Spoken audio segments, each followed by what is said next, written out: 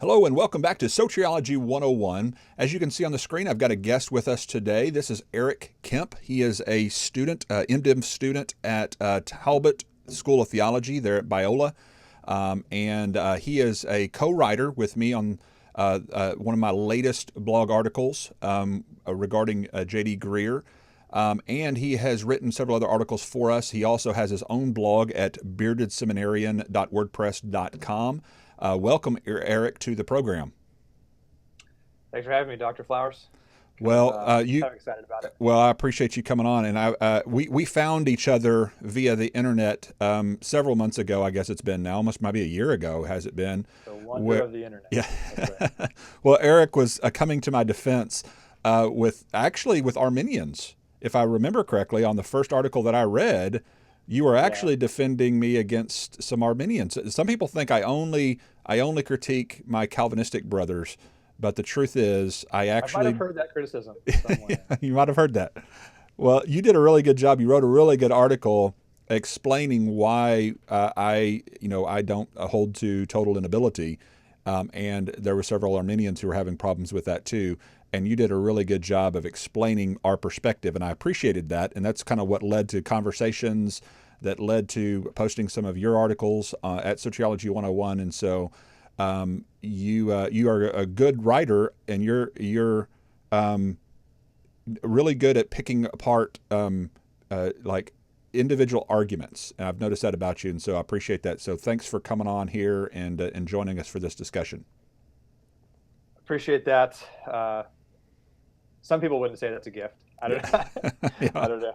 You're really good at arguing. Yeah, you're good at you're good at but it's people something apart. that I enjoy doing. I enjoy reading what someone is saying and trying to understand them, trying to understand exactly what they are saying, and then explaining. I get that, but here's where we're coming from, and that's something that I enjoy doing. And I got turned on to your blog by one of my pastors, who I consider a mentor pastor. We had always had issues with Calvinism, but didn't really know how to articulate it. And Right. so then he found your blog and showed it to me. And so I became a reader and a listener for a while before we connected. And so it was one of those things where when you first reblogged one of my posts, I came like running downstairs, and my wife thought that like somebody had died or the house was on fire or something like that.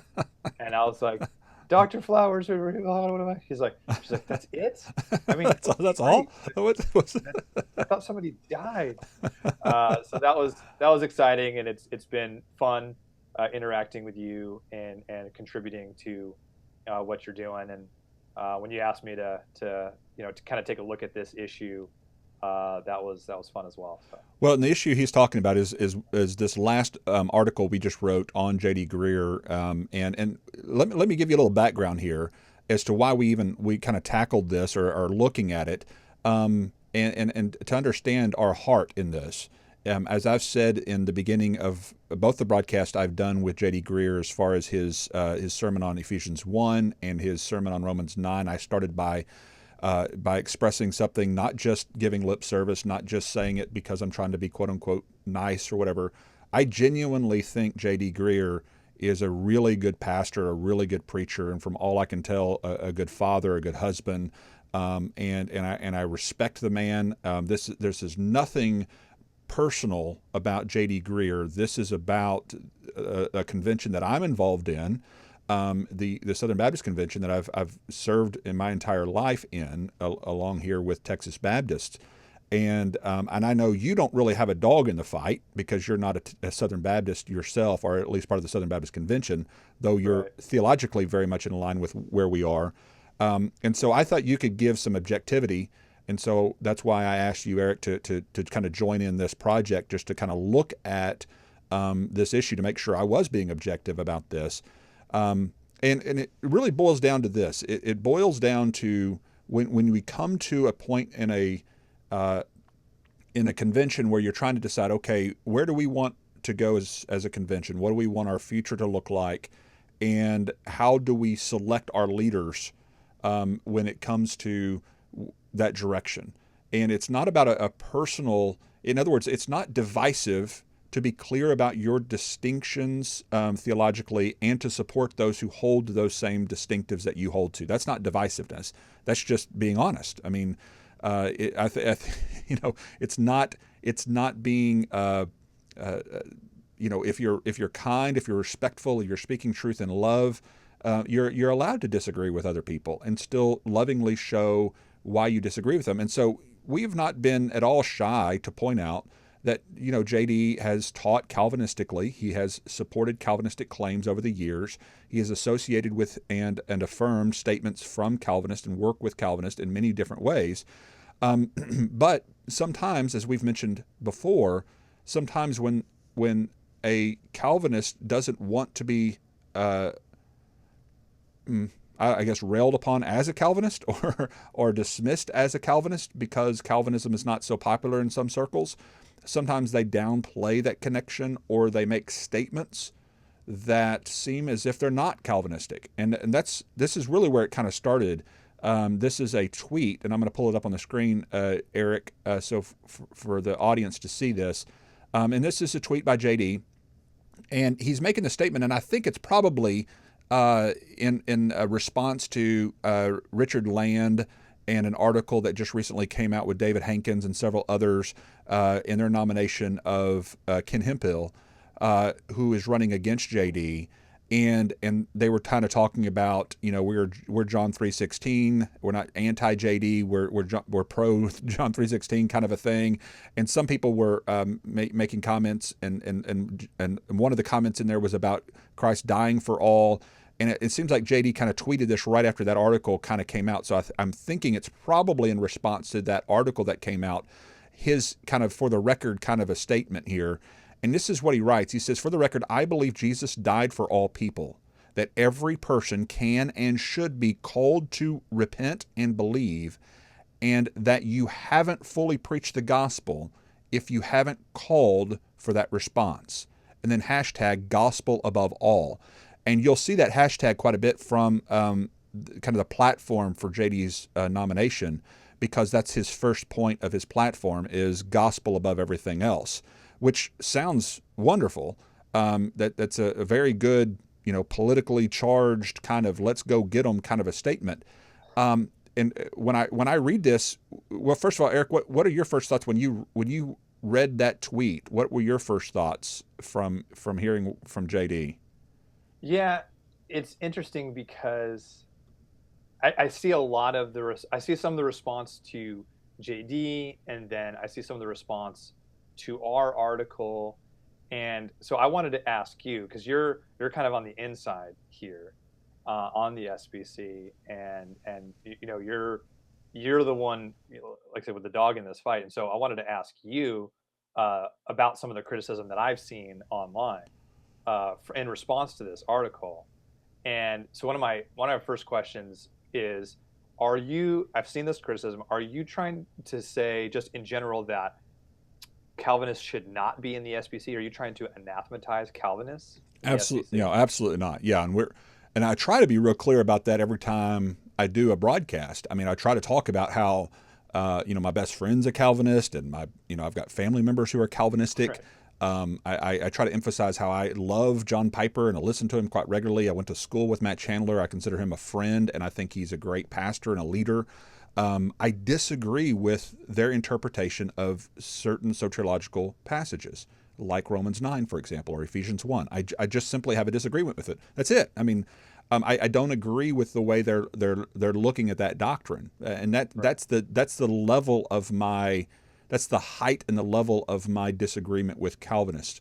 And I used to believe the duck and the rabbit thing that I know you're aware of because you listen, but the bleak where you see both the duck and the rabbit in one picture, I think each of us approach the same text and we see two different pictures in one text. And the Calvinist sees the duck, so to speak, and we see the rabbit, and we're both really sure that the apostle is talking about our picture and not the other person's picture. And that can lead to some contention, that can lead to some passion in our debate.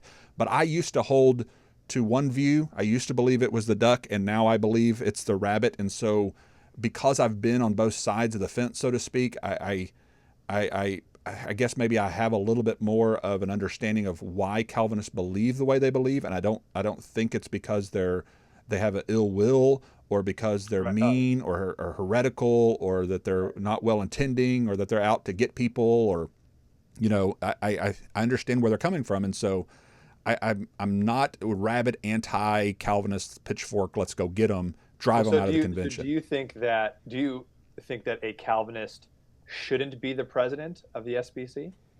Not necessarily. Now, I've even said this. I mean, of all the Calvinists that would be comfortable with being the president of the SBC, Jd Greer would probably be one of them. Matt Chandler would be one of them. I mean, just a great leader, preacher type that you want to emulate and model. He's done a really good job growing a really big megachurch. He fits all of the criteria of what you look for in a leader in the convention, and so that's not even the issue for me. The reason the concern has come up for me is more because what I see as an imbalance in the leadership of the SBC as compared to the laity within the SBC, that the majority of the laity within the SBC, if the statistics are correct, are not Calvinistic and do not support Calvinistic teachings. And therefore, when they continue to appoint people within the convention into entity heads, like seminary presidents or the IMB president, and all these positions become Calvinistic led, and the nominating committees and the boards become more Calvinistic leaning and sympathetic to Calvinism, then we begin to see a shift not only in having Calvinists a part of the convention, which I'm fine with, but we begin to see a shift where it's more monolithic in the leadership of the seminaries, and you have people like Al Mohler who are saying, hey, you've got to sign the abstract of principles in order to be a professor here, which means you've pretty much got to sign on to, if not 4-point, at least 3-point Calvinism. And in order to do that, you've got to affirm some things that I do not believe the Scripture teaches. And that's the next generation of pastors being produced from those seminaries. And that worries me. That's like, okay, I would like for those guys being taught in the seminary that my money and that my convention's money is going to support. I would like for them to have a balanced education and at least read from David Allen, at least read from Malcolm Yarnell, at least read from Adam Harwood, at least read from James Leo Garrett, at least read from Tozer's and C.S. Lewis's in the soteriological differences from the Calvinists, because it seems to me that the education and the direction of the convention is to become more and more monolithically led by Calvinistic scholars, as if it's a superior, more robust, deep theological worldview, and you traditionalists, you're just pragmatists. You just, poor little guys. You're good at evangelism stuff, but don't get into the theology. You just leave that to us Calvinists. That's the way I feel, and I know that not all of them think that way, but that's the way it feels in our convention, and I'm like going, Is this going to continue to go this way unless we finally stand up and say, like this is is what tends to happen when you have, the majority of pastors in an organization kind of just focused on their ministries and focused on their flocks and doing the work of pastoral ministry, and they don't really get into the weeds of theology, and they kind of just tend to leave the theology to those people who are in the seminaries. Well, and that's the difference between the megachurch pastor types. The megachurch pastor types have a lot more money, a lot more staff, and therefore a lot more time to do what they want to do. When you get to that level of ministry, you can assign people to go to the hospital visits, and you can assign people to go to do the funerals and the weddings, and you can get a bigger staff, which is nothing wrong with that. I'm not putting that down, but that's different than the middle church size pastor, the pastor of that 300 and less type church, 500 to 300 less, because he's doing all those funerals, he's doing all those weddings, he's doing those hospital visits, he's visiting the sick, he's helping with all of those different things because his staff is typically not large enough to do all those things. And so he's not sitting around writing a book once every 6 months like JD and all these guys have the ability to do. And again, I'm not faulting them for that. I think there are different size churches to reach different types of people. I am not one of those kind of guys that try to say, hey, big churches are bad and evil and the multi-site churches are not good. You never should do that. God is going to use different types of churches with different focuses and different ministry structures to reach different types of people. And God bless them. I'm fine with all of those things. I'm just speaking about how sometimes the middle-sized and small-sized church pastors have lost their voice in the convention because they're too busy doing ministry, practical ministry, than to engage in deep theological discussions and writing books and theological forums or something of that nature. They don't have time to speak into these issues, and therefore they're oftentimes that silent majority who's not being represented by their own convention. And then when you hear a phrase or kind of a slogan like "gospel above all," it sounds pretty good. Yeah, there doesn't really seem. Well, I mean, what's wrong with that? Yeah, look back at the tweet. I put that tweet back up here. Look at the first 3 responses right after this tweet. And by the way, this is a tweet that's been reposted at this 316 Roundtable. So 316 Roundtable, that's the guys who are part of the Connect 316 group, the part that are traditionalist. In other words, this is a pro-traditionalist Facebook page.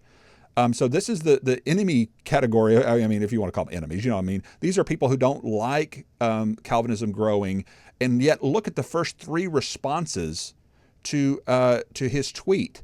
Jamie says, "Sounds good to me." Steve says, "I think he should be commended for clarifying his position." Wade says, "Yep, he's the real deal." And there's dozens of other comments here. But finally, somebody steps in and goes, well, "What does he mean by all people?" What's clarifying about that? Yeah, and that's the thing. I don't understand what's clear about that. And that's the thing I ended up posting, as I said, well, y'all do know John Calvin would have said that. I mean, there's John Calvin, as we've talked about with David Allen, believes in the universal extent of the atonement. And when you don't understand the nuance of that fact, then you may think, oh, well, he's safe. He's not Calvinistic. He says that Jesus died for all people, so he's not a Calvinist. That's not what defines what Calvinism is at all. I don't know. Obviously, we don't know, and this is why we're asking these questions. We don't know where Jd Greer stands on some of these things, but when his tweet said, "can and should respond," right? That everybody can and should respond to the gospel. If you it says that every person can and should be called. Yeah, every Calvinist would believe that you can and should be called to repent. Should be called. That perfectly aligns with compatibilism, with a compatibilistic understanding of sovereignty and free will, which most Calvinists hold to as this kind of compatibilism idea. That lines up perfectly with that idea. You can say that with a straight face as a compatibilist, sure. but you don't mean what we mean by it. And I think our point is, you don't mean what possibly the majority, if those polls are right, the majority of what ministry-focused pastoral ministry, they do pastoral ministry 60 hours a week, what the normal SBC, member of the SBC pastor would think of as can and should. Right. Well, and it's one thing for us to say it, but for us to show it. And that's what we were trying to do in the article. And again, this article, and I've got it up on the screen here just so you know, Eric, is Jd Greer a Calvinist? And some people respond to me like, well, no, duh, of course he's a Calvinist. We've known he's a Calvinist for a long time. But because of tweets like that, where he says Jesus died for all, and he makes a statement like that, well, then some people go, oh, well, he's not really a 5-point, high Calvinist. He's not gonna really be pushing this down our throats or anything like that. So it's all good, and that may very well be. I honestly think JD is the kind of guy that probably won't even mention the word Calvinism or try to teach Calvinistic doctrine in his role as a president in any way, shape, or form. I honestly believe that. And that's why I mentioned earlier, if there was ever going to be a Calvinistic president, I would want it to be someone like JD, who's very missions minded, who is very evangelistic, who does make statements very clear as far as at least the extent of the atonement being universal, which some Calvinists aren't so clear about. And so in that regard, yay, I think that's wonderful. Again, my concern goes back to the real power of the president to begin with. The power of the president is twofold. He's got his pulpit, which means He's got a place to make statements that are public, right? And so when he says something, people listen and they see it as authoritative. It also seems to kind of baptize, if you will, or make acceptable any views that he believes and holds to. So if you can say, well, I'm a part of the Southern Baptist Convention, and you say, well, I believe in total inability, and I believe in limited atonement, or I believe in irresistible grace, or whatever, and somebody says, well, that's not what we believe here at this church. Well, our president does. How in the world can I not be accepted as a Southern Baptist if our president believes these points, and you're telling me that's not Southern Baptist doctrine because it's our president's doctrine? And so it normalizes, or it makes more prominent a particular theological view. So that's one power of the president, is he has his pulpit, in the sense that he has the ability to speak authoritatively and get credence to what he's saying. But it also, the bigger issue for me is, because I really don't think he'd use his pulpit negatively towards traditionalists. I just don't think he's that kind of person. The issue for me is his nominations. And that's what the article gets into, is who is he going to be nominating to be in the Committee on Committees and in the other committees that are deciding who the next IMB president will be, or who the next president of Southwestern Baptist Theological Seminary will be, or New Orleans Baptist Theological Seminary. So the president has the sole ability, or is he over a committee that appoints seminary presidents? Or? My understanding is that he appoints the committees that appoint those trustees in those committees in the other organizations, institutions. And I'm sure there's probably he chooses who's on those committees. Correct. He chooses, and again, there's a rotation there. So he serves for 2 years. So the rotation may be, and I don't have all the details right here in front of me, but the rotation may be that 3 or 4 of the people or whatever on a particular committee may rotate off during his tenure. And during that time, he would nominate new people to serve in those roles. Well, and my question is, okay, if Albert Mohler is his good friend, which I know that they are friendly, obviously, and work together and would work together, which again I don't fault. But if if Al Mohler has his ear as a Calvinist who has nominated and put in other Calvinists into leadership roles, then you have to assume that's what JD would do as well. I mean, I don't know for sure that he would. But this isn't tinfoil hat type stuff, because there are organizations, and I'm thinking of the Founders Organization specifically, the Founders Ministry. There is a movement within the SBC their stated mission is to install Calvinism as the doctrine of the SBC. I mean, that's what they want to do, and we point that out in the article, that their mission is to have this gospel centered, by which they mean Calvinism centered theology, and that the London Baptist Confession should be the standard SBC theology. And if you read the London Baptist Confession for 5 minutes, that's a very particular doctrine. That's I would call it divisive. In my opinion, it's divisive for an organization to try to hold to that. Because if you're saying that everyone should adopt this London Baptist Confession, then you're saying anything that's not that isn't us, and they need to go form their own organization. And they need to go and that's what's interesting is that movement within the SBC to do that. And that's interesting, is that a lot of times it's a traditionalist like myself who is being accused of being divisive, but I am not trying to get rid of the Baptist Faith and Message and replace it with the London Baptist Confession of Faith or the traditionalist statement. I'm not trying to make all Baptists agree with me soteriologically. I'm simply asking for fair representation among the leadership of Southern Baptists to show that instead of treating traditionalists like, the little uneducated stepchildren that just don't get it because you're not as quite as educated as we are, you're not quite as smart as we are. Again, I know that's not the heart. I'm not saying JD has that heart. I really haven't seen that from him at all. But it just seems like that, generally speaking, from Calvinists within the Southern Baptist Convention, treating those who are not Calvinistic as if they're just not quite as bright. They're just not quite as educated. They're not theologically minded, and that it feels insulting. It feels like you're not being represented well, and that's That's true of aggravating. the new Calvinism in general, right? That they have one of their main selling points, or one of the main reasons that movement has grown exponentially over the last 10 years or so is because it is more robust than your general evangelical church who just says, hey, believe in Jesus and do what he says, and this sort of easy believism, The seeker sensitive, yeah. Yeah, let Jesus into your heart and everything's going to be okay, and we're not going to talk about deep theological issues because it doesn't matter. I have some experience with this, in the tradition that I come out of, in the church that I come out of. That was sort of their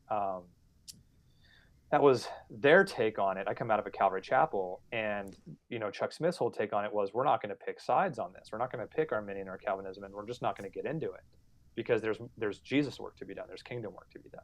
Right. And I value that perspective. I get that. But then when New Calvinism came around, a lot of Calvary chapels, my Calvary chapel in particular, was unprepared to kind of to answer the more robust theology of New Calvinism. And so we had a mass exodus of young people in our church towards Calvinism, towards Calvinistic churches. Well, and so I've seen this happen. And that's exactly what's happened. That's exactly what's happened in the SBC. Is that the last generation, my father's and my grandfather's generation, and maybe even before that, ultimately said, let's let the main thing be the main thing. Let's focus on what really matters, which is, by the way, a message I get regularly. Hey, Leighton, focus on the main thing. Let's focus on evangelism. Right. Let's focus on reaching people Jesus, for the lost. Yeah. It's about Jesus, Jesus, Jesus, gospel above all. Let's just focus on Jesus. And I want to say to them, okay, listen, we can walk and chew gum, okay? This is a fallacy. This is a fallacy saying, okay, there's a number one concern. This is the most important concern. Therefore, the number two concern shouldn't be focused on at all. Number three concern shouldn't be focused on at all. Number four concern shouldn't be focused on at all, because this one is more important, higher ranking than these other concerns.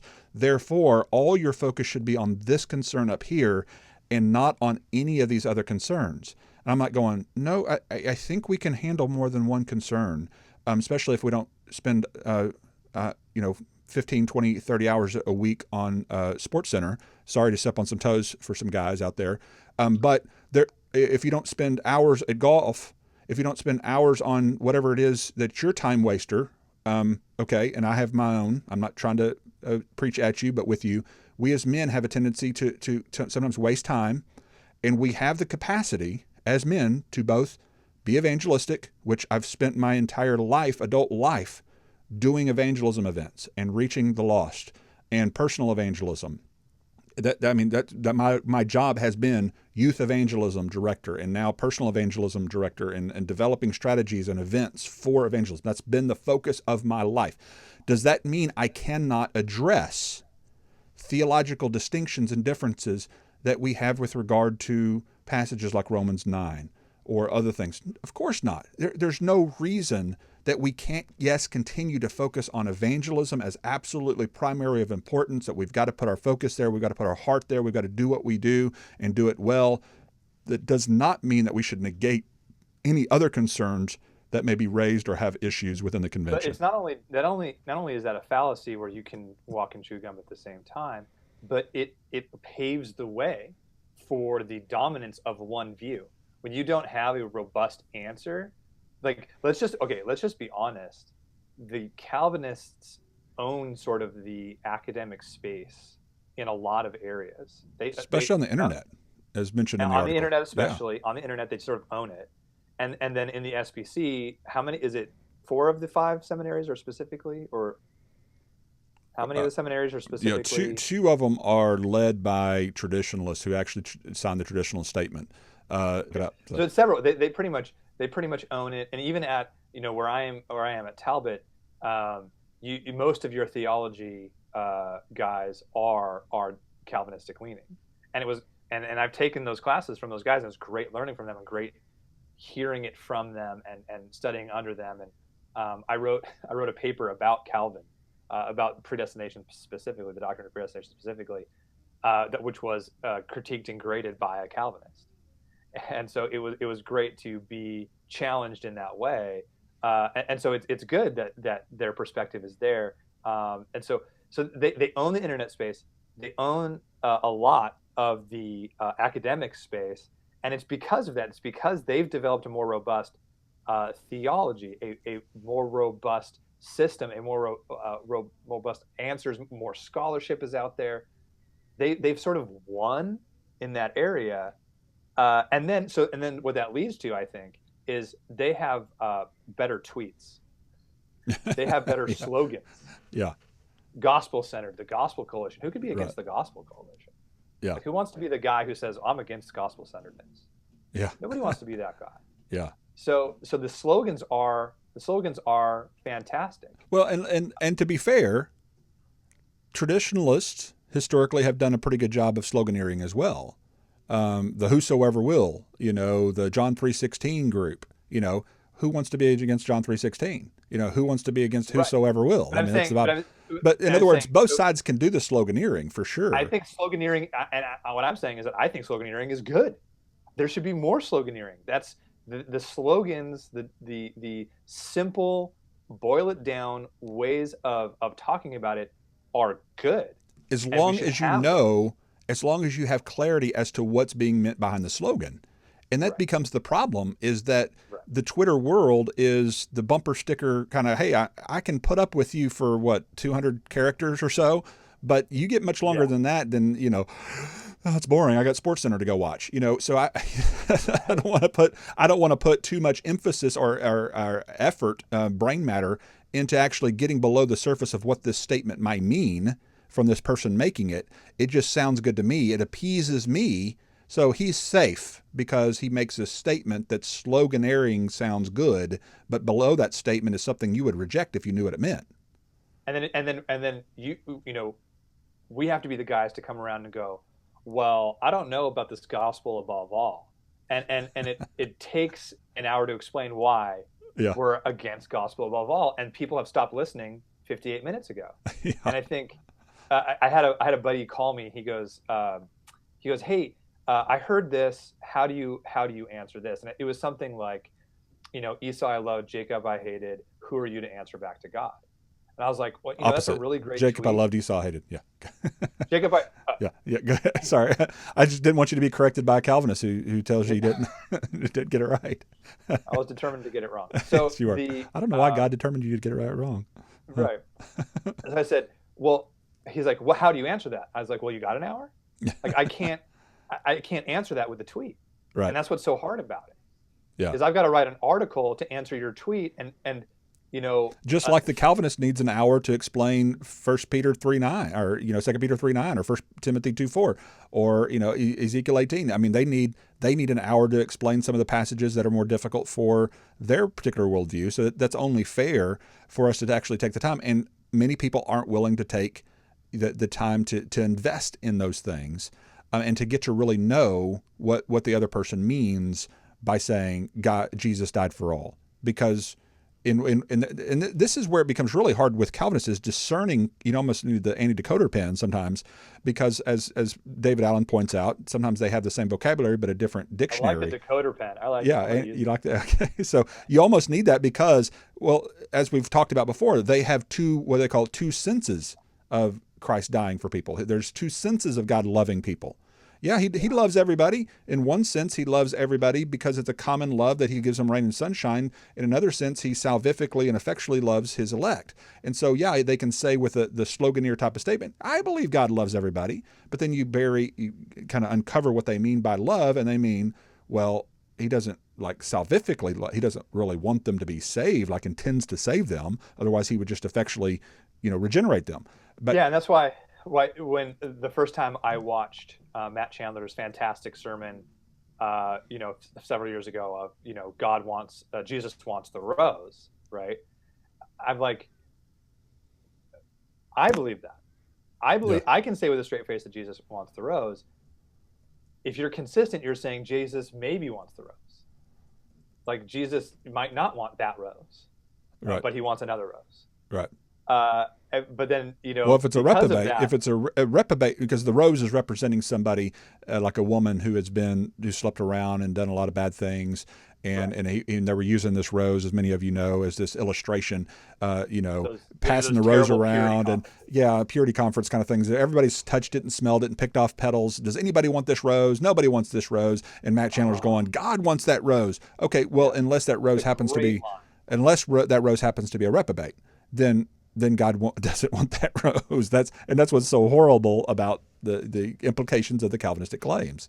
Right, but then because of that common love sort of both senses, Matt Chandler can say that with a straight face, and it's a great line. And so then people come away and go, "Oh, see, Calvinists believe Jesus wants everything. Jesus wants I hadn't everyone." thought about that before until you just mentioned that analogy. Because I mean, I grew up with Matt, and I was actually at one of the events where that was first being done. I remember talking about that with Matt before that was the known illustration. I didn't know that. Yeah. Yeah, and so and so it's interesting you mentioned that, because can he really say God wants the rose in the way he's meaning it in that illustration? Because if he's just wanting to give common, rain and sunshine kind of stuff, which is what, matter of fact, this book right here, that's John MacArthur's book called The Love of God, which is just about what we're talking about. He's trying to affirm that God does genuinely love every person, and he doesn't think we should deny that. And he makes some really strong arguments from a Calvinistic perspective on that. But again, he talks about, he comes up against A.W. Pink and several other higher Calvinists that don't believe that. And so there are Calvinists who do maintain. David Platt would be in this line. So would Matt Chandler. So would, I'm sure, Jd Greear. But what do they mean by the love of God in that sense? And that's when I think David Hunt's book really steps in. What love is this? What kind of love gives rain and sunshine to somebody, but not the opportunity to repent and believe, but instead they're born in a condition that they can only hate God because of their moral fallen condition that they have nothing to do with. They have no control over it. They're just simply represented by a national head who makes them guilty in the garden, and they're born rejected by their maker without the desire and ability to desire otherwise. And to me, I just feel horribly sorry for those particular reprobates within the Calvinistic world, if they do exist, because they're not only lost, but no one's seeking for them. Their God's already rejected them. How horrible that is. And so can he legitimately say God wants the rose? Because it may be a rose that God has rejected before the foundation of the world, if Calvinism is true, right? Exactly. And I've heard, right, that the idea of love being that God causes rain to fall on the wicked and the just alike. Right. And well, that's love, right? That's sort of and God doesn't owe people that hate him anything more than rain and food. And he doesn't even owe them that. Yeah, he doesn't even owe them. He that's gracious that he even sends them rain and sunshine. So we who are we to complain? Which is not love at all, I don't think. And I think Dr. Jerry Walls makes a great argument. I don't know if you've seen his argument on that. Yeah, we actually talked about it. He was on the program years ago. Yeah. Oh, okay. I must have missed that one.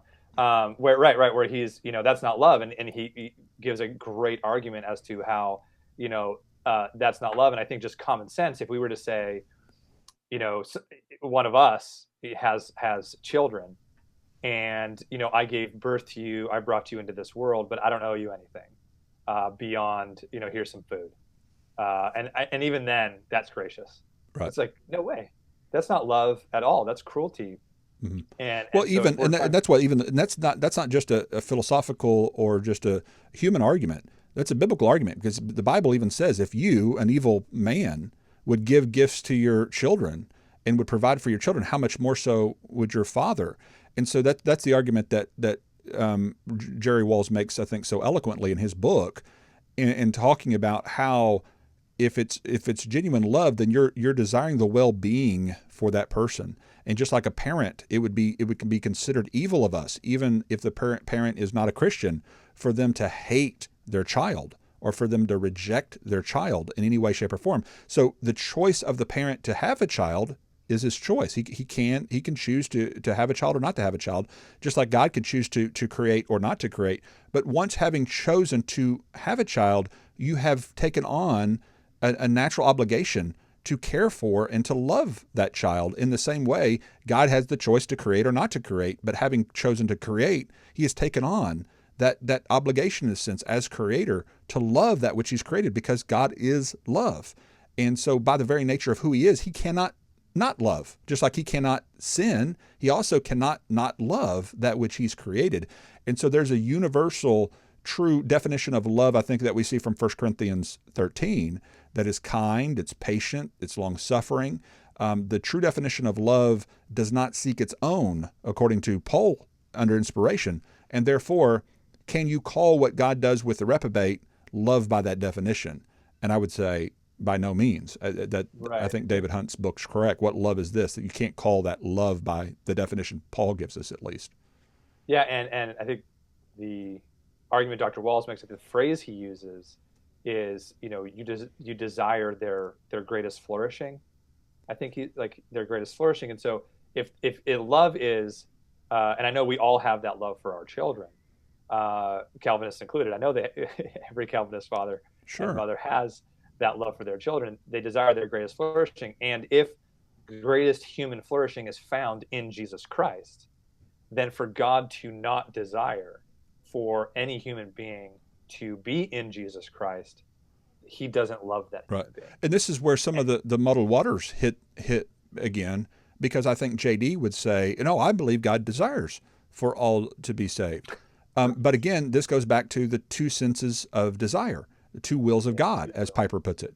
The two kinds of love. There's two kinds of calling. There's the general calling and the effectual calling. There are two types of love, the salvific kind of love, or the effectual kind of love, and the common rain, sunshine kind of love. There's two different kinds of wills. There's God's perceptive will or prescriptive will. That's the external will. And then there's the secret will of God within Calvinism. So they can say all the same things that we say in a lot of ways. But if somebody doesn't know about all that background theology, then they just go, oh, well, that person believes like I do. That person believes he genuinely wants the salvation of all people. But then you uncover it and you go, well, he means prescriptive will. He doesn't mean the secret will. He means that God has prescribed for, much like he might command you to not sin or not lie, but he doesn't really salvifically desire this. He does not really sovereignly want that to come to pass. Otherwise, he would just effectually regenerate you and cause you to desire him. And again, some people just don't take the time to unpack that fact in order to understand where he's coming from. So it's fair. It's, to bring it back a little bit to Jd Greer is, so then it's what we're saying is that it's fair that the members of the SBC, you included, ask these questions. Where exactly does the leadership of the SBC, and of course, foremost the president, stand with these things? What do you mean by these things? And it's fair. It's not divisive. It's not trying to impugn anyone's character. Right. It's not trying to do anything except to say the majority of what do the majority of the SBC believe?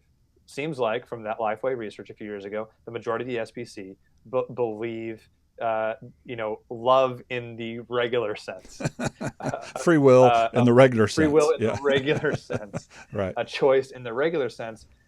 And so if that's true, then they should know if their leaders believe in that same sense. And that's why be able to ask those deeper questions. And that's why it's baffling to me of some of the comments after this article that we wrote.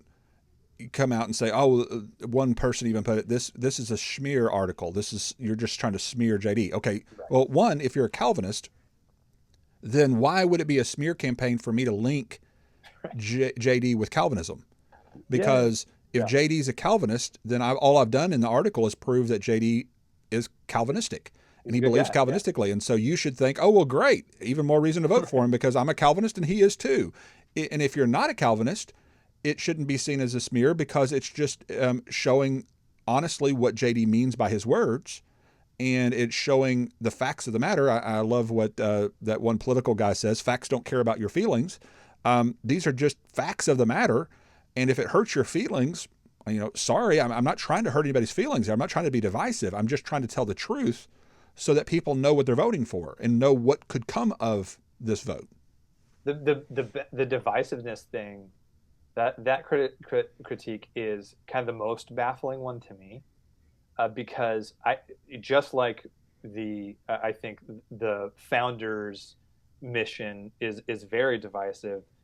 I think that even the phrase, the gospel coalition, even the phrase gospel centered, Or the doctrines of grace, as if doctrines of grace. I think that's very divisive, because what you're saying, it's like we don't believe in doctrines of grace. As if I don't believe in the doctrines of grace.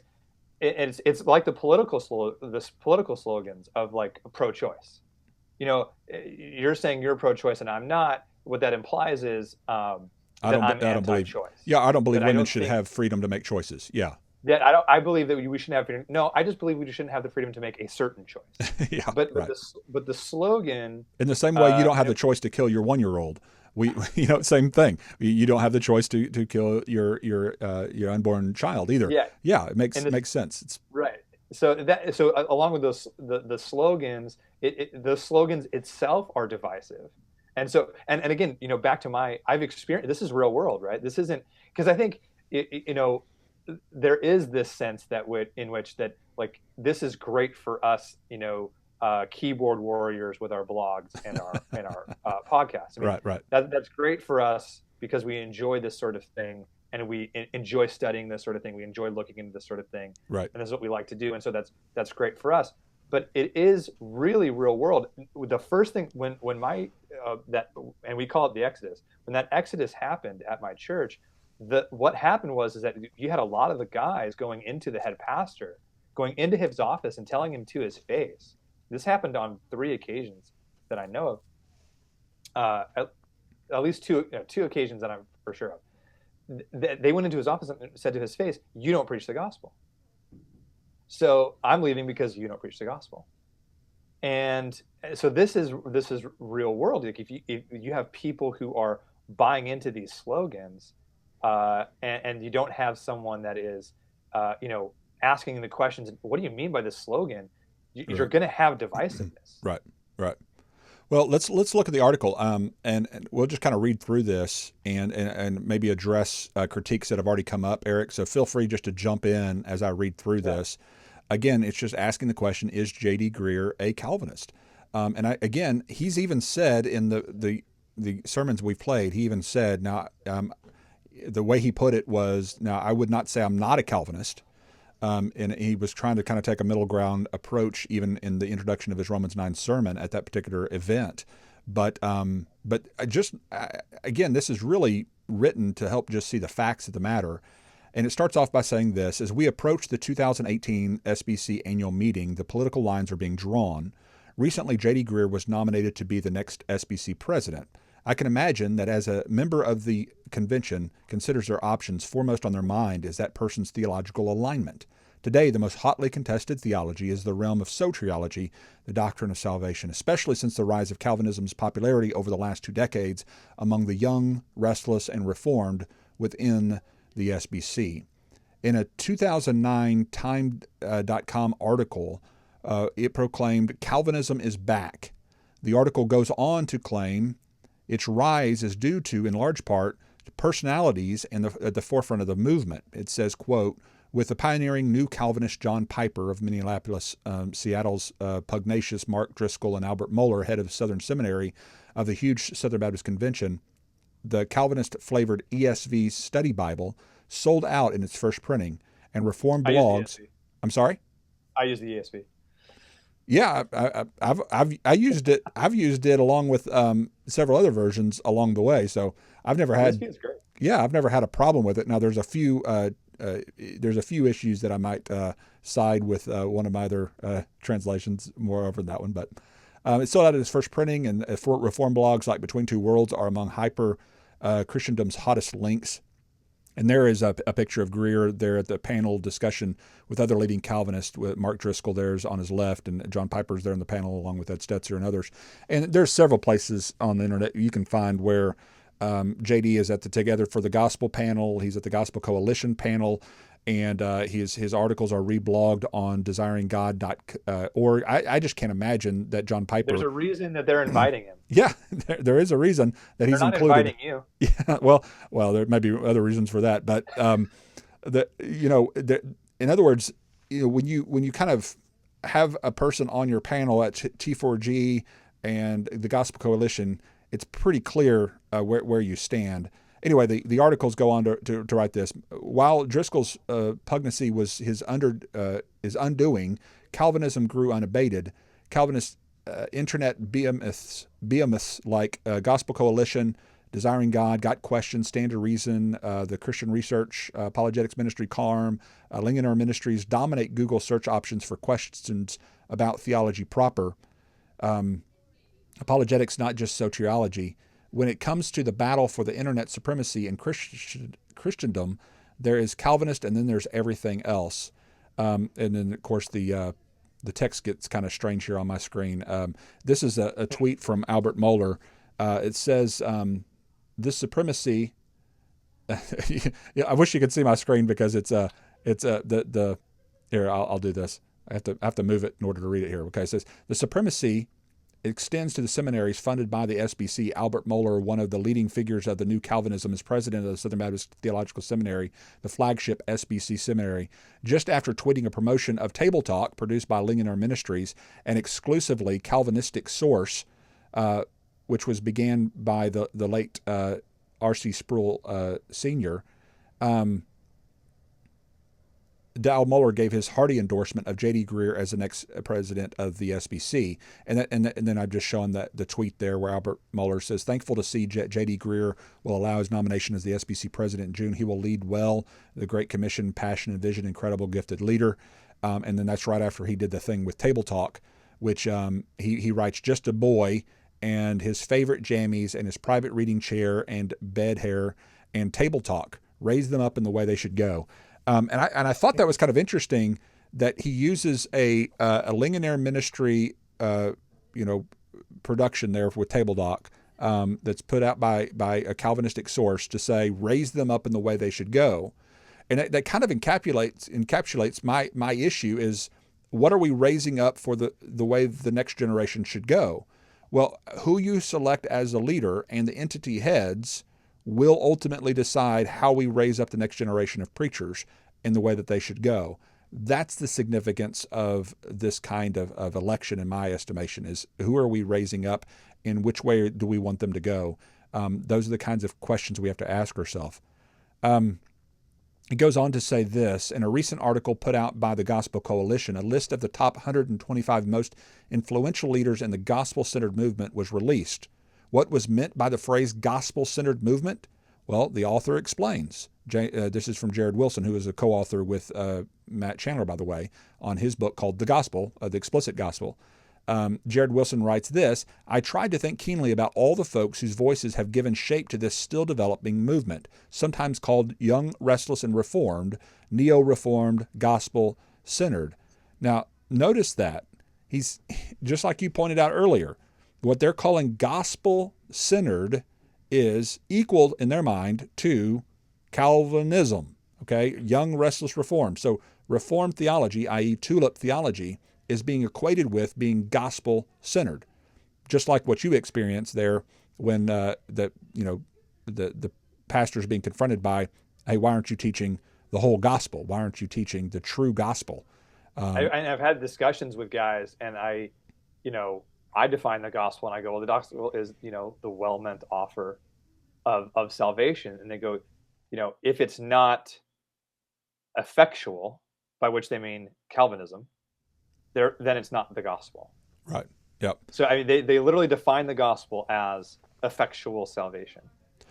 Yeah. The effectual means by which someone would believe so as to be saved, at least. And so, yeah, it has to include that effectuality or that irresistibility, the work of regeneration that predates faith. In other words, you have to be given a new heart in order to admit that you had a bad heart, that kind of thing, which, again, I don't find in the scriptures, as we've argued in other places. But what's interesting is this Young Restless Reform movement is, according to the Gospel Coalition, a reputable source, Jd Greer makes the 52 spot on Wilson's list of the top most influential in the rise of the young, restless, and reformed, the gospel-centered folks.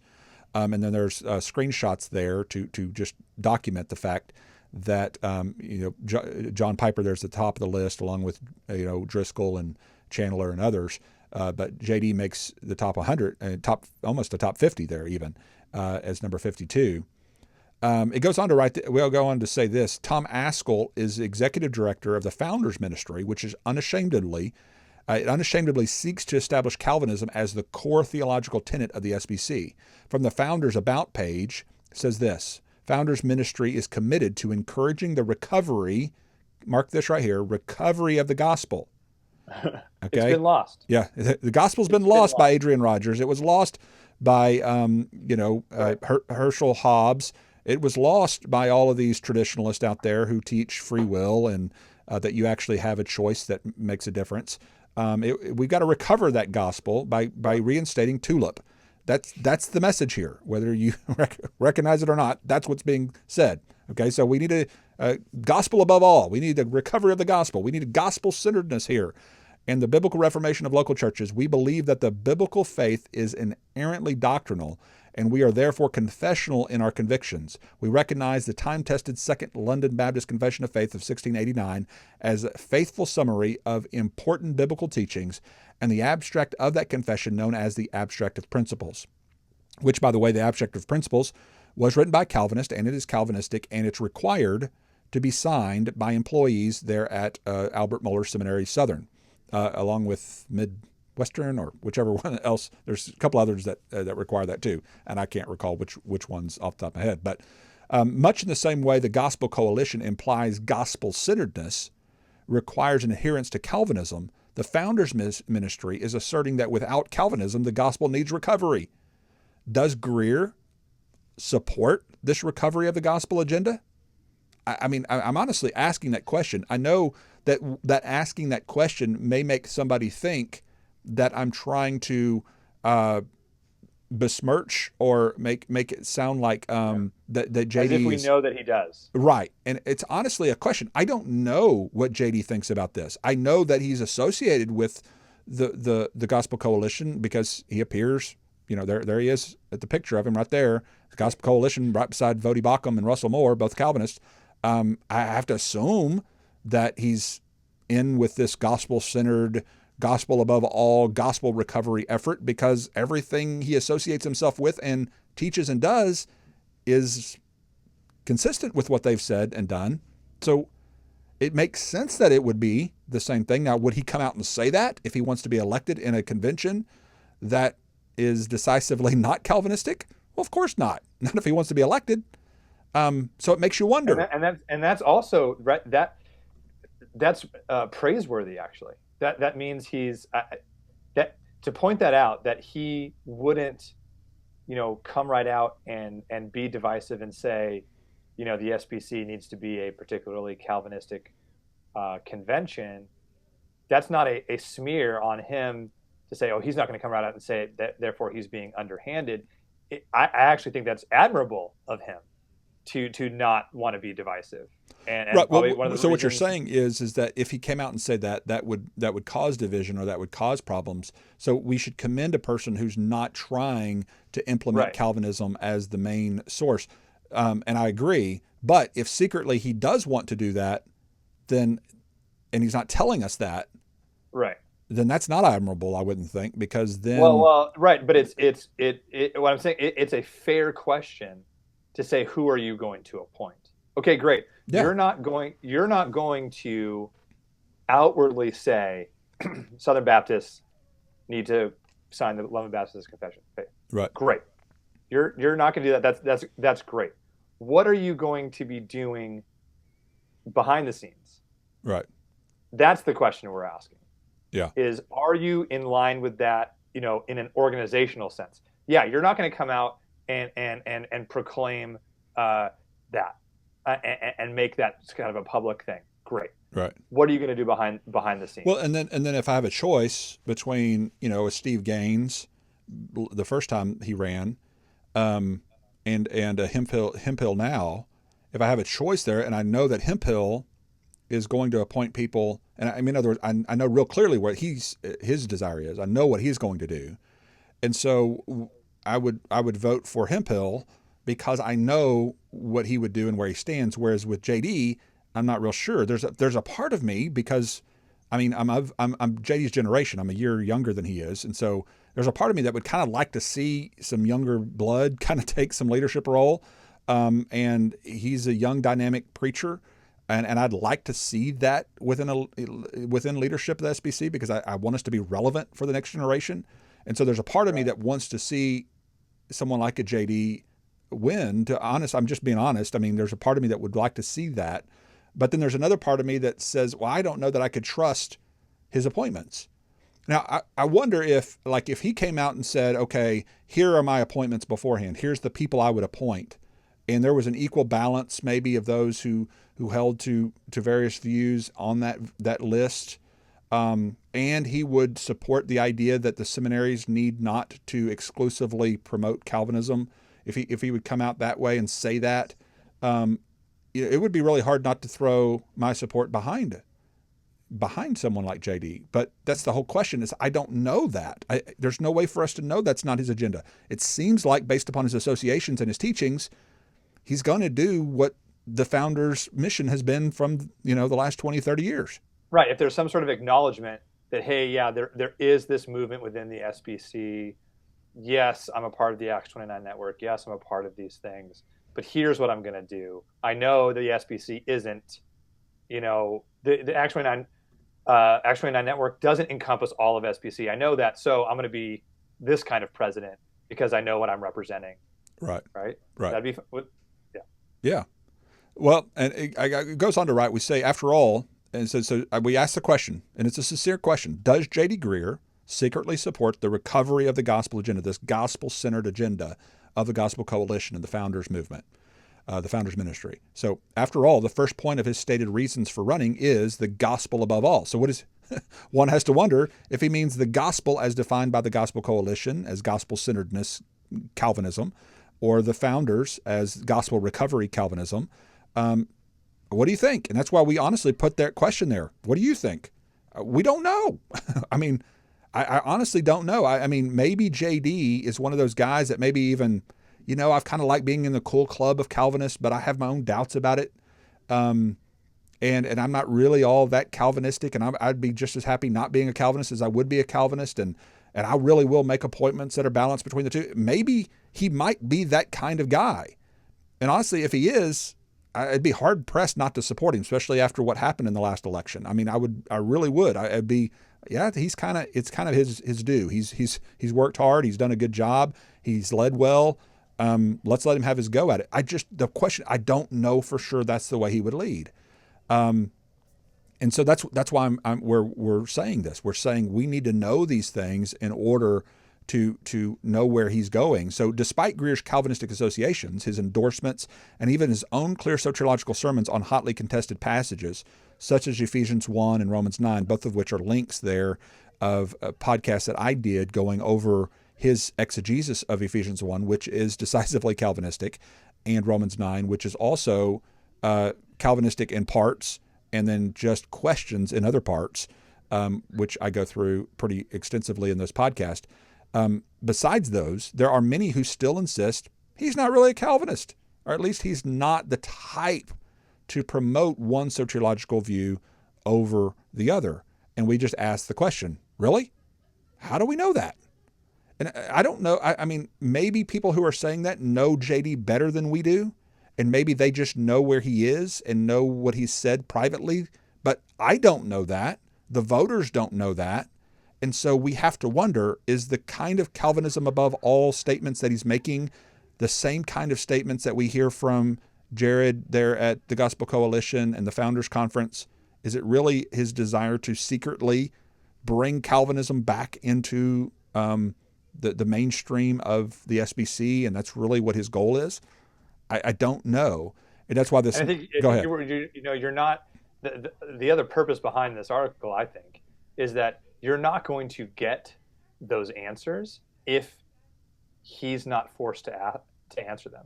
So right. If there isn't like this groundswell of like, hey, we have our doubts, we need to know, and Yes. that doesn't come up from like the grassroots of like, people showing concern. He can Yeah. just stick with gospel above all and be fine.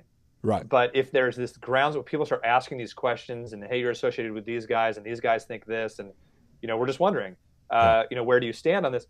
Why would he answer unless Unless he there has there something to is hide.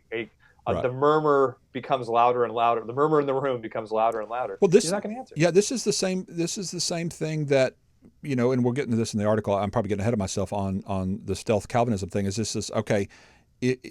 If enough people watching this, matter of fact, if everybody who watches this, just tweeted JD or messaged JD and say, can we have some clarity about this? We think you'd be a really good candidate. Even, I mean, a lot of us think that way. Seems to meet all the criterion of what we're looking for. But here's something that's just bugging us. Here's something we don't know where you're going to take us on this point. If you could bring some clarity to these things, and not just the sloganeering kind of clarity, not just the, hey, God loves everybody, but in a really different way kind of clarity. Not in the pat you on the head, hey, you're just too stupid to understand this stuff kind of clarity. And I'm not trying to be mean. It's just aggravating because those of us who know the issues just want you to be clear. And gosh, if the majority of Southern Baptists find out you're a Calvinist and they still like you and they still want you, so be it. But at least they go in with their eyes wide open, which is how we end this thing. At least they know what they're getting. And that's fine with me. If they know what they're getting and that's what they vote for, democracy has won the day, fine. But not to be clear, and the people to vote on you, much like the committees around the world who vote on a Calvinistic pastor without knowing they're getting a Calvinistic pastor, and then the church splits 2, 3, 4 years later because the Calvinist comes out in him and his preaching and his teaching and his curriculum. Then all of a sudden they go, oh, I didn't know you were a Calvinist. And the one guy in the committee who was trying to go, hey guys, y'all, the one little divisive guy who's asking all the hard questions, who's put off to the corner, hey, shut up, leave him alone. He's young and good looking, and he can preach good, Okay, so he's young, good looking, and he can preach good. Okay, but how is he going to lead our particular congregation? Are we going to be able to follow him in the years to come? And his theology and his doctrine and his teaching, does he match with us? And if he does, great. But how can we know that if we don't get detailed? If we don't ask specific questions? I think that's a legitimate concern. It's a legitimate question. The second part of this title is Stealth Calvinism, which we've done a broadcast on before. And it says there, in the same way Calvinistic pastors often go stealth when being interviewed by a search committee so as to avoid detection, could it be that a presidential nominee may not be all that forthright about his own beliefs or agenda regarding this highly controversial issue? If you are a Calvinist with political aspirations within a convention that overwhelmingly rejected Calvinistic soteriology, wouldn't you downplay and maybe even distance yourself from those beliefs so as to be more likable as a candidate? More importantly, would Jd Greer? Again, I think that's a legitimate question to ask. If I held to a particular theological view, or you held to a particular theological view that was not widely accepted within a convention, and you were trying to get elected in that convention, wouldn't it make sense in human nature to not really talk about that, to not really, get on that subject, because it could cause people not to want to vote for you? I mean, that's human nature. That we see that in the political world all the time, where whenever a Republican is running in the primaries, in the Republican primary, he sounds like an ultra conservative, and then he gets into the main election and he inches over to the middle, and then he actually gets into office and he runs it like a full-fledged liberal. I mean, we see it happen all the time. There's nothing wrong with us asking those questions, just to say, how are you going to govern? What do you really believe? And so that's where the question is. So is Jd Greer really a Calvinist or not? And then I pull up just a quote from the notoriously staunch 5-point Calvinistic blog, Pulpit and Pen, headed up by controversial and contentious podcaster J.D. Hall. He certainly affirms J.D. as a fellow Calvinist, writing, quote, Jd Greer holds to a more solid Calvinist position on salvation. He authored a book titled Stop Asking Jesus Into Your Heart, How do you know you're saved?" in which he states he struggled for many years with the assurance of salvation and repeated the, quote, sinner's prayer many times during his life. He now rejects the concept of asking Jesus into your heart and holds to a biblical doctrine of salvation. A biblical meaning, of course, from pulpit and pen, Calvinism. Right. A biblical doctrine of salvation. He has also spent a considerable amount of time defending the historical truth of Scripture. Of course, the historical truth of Scripture would be Calvinism again for Augustinianism. Right, yeah. Greer is also part of the new Calvinist Acts 29 network, currently under Matt Chandler's leadership. Acts 29 is a network of supposedly independent churches whose primary purpose is to plant more churches. Their website states that they are characterized by, quote, theological clarity, cultural engagement, and mission innovation. Sounds okay, right? But Acts 29 was founded by the befallen pastor Mark Driscoll. The network is comprised of churches that promote charismania and have a low tolerance threshold for discernment and a general taste for popularity. End of quote from Pulpit and Pen. So we asked the question, what does it mean to be a part of the Acts 29 network? What does that entail? As previously pointed out on the Soteriology 101 YouTube channel, starting at the 2:45 mark, there's a link there if you want to go watch it. According to the Acts 29 website, one must affirm Calvinistic doctrine to be a part of this group. Here are the screenshots from the Acts 29 network's website. It says, point 12 there, how important are the theological distinctives of Acts 29? In other words, this is the reason I post this one on there is because some people might say, well, Acts 29, yes, it leans Calvinistic, but they're open to all different kinds of groups of people theologically being a part of their organization. Somebody might think that, almost like with Southern Baptists, we have both Calvinist and non-Calvinist among the Southern Baptists. Someone might argue, well, if you're a part of Acts 29 network, you can be, somewhat Calvinistic or not. It doesn't really matter. You can still be a part of the network because it's a church planting network and they welcome all types. No. Acts 29 distinctively says it's a theological driven, and we believe church planting is to be a theologically driven initiative. Therefore, we ask that you do not only agree with the theological distinctives, but actively embrace, teach, and uphold them across your eldership and leadership team.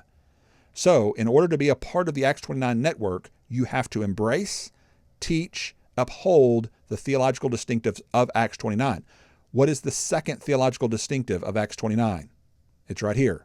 We enthusiastically embrace the sovereignty of God, God's grace in saving sinners.